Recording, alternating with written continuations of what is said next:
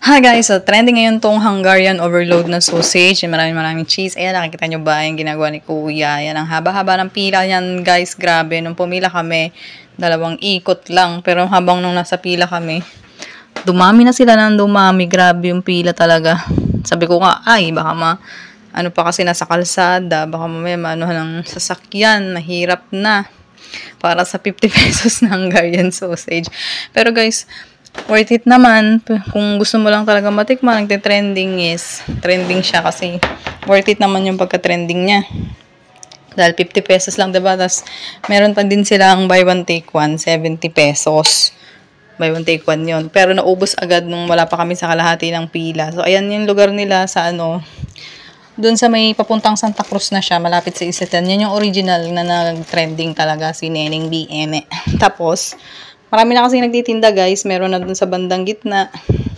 Yan, nakikita nyo ba sila? Tuloy-tuloy lang yung gawa nila. Yung isa naglalagay nagpiprito ng sausage. Yung isa nagbibiak ng tinapay, nag-i-slices, nilalagyan niya lettuce. Tapos yung isa. Basta tulong-tulong sila guys. Teamwork sila. Mabilis lang din naman. Kaya lang pag minsan may marami nag-order ng maramihan. Kaya nauubos agad. Masarap siya guys ha.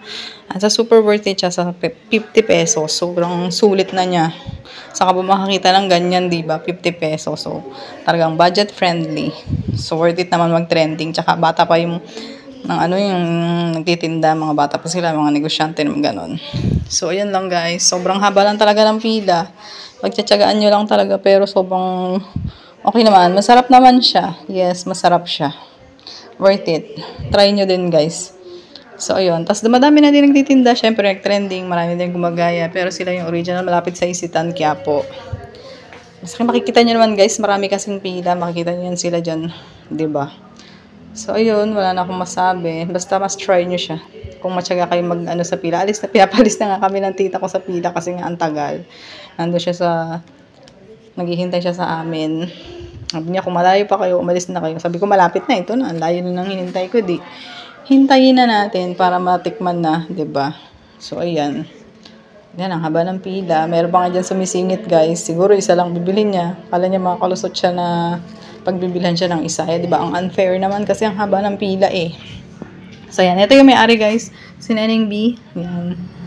Parang nakita ko na siya sa TikTok before pa siya mag-trending. Nakita ko na yung video niya nung pinost ng isang vlogger na kasi nga ayan, ito yung mga ang dami niya maglagay ng cheese, tas yung yan, diba? Ayan, kami na yan. Ako na yung bumibili niyan.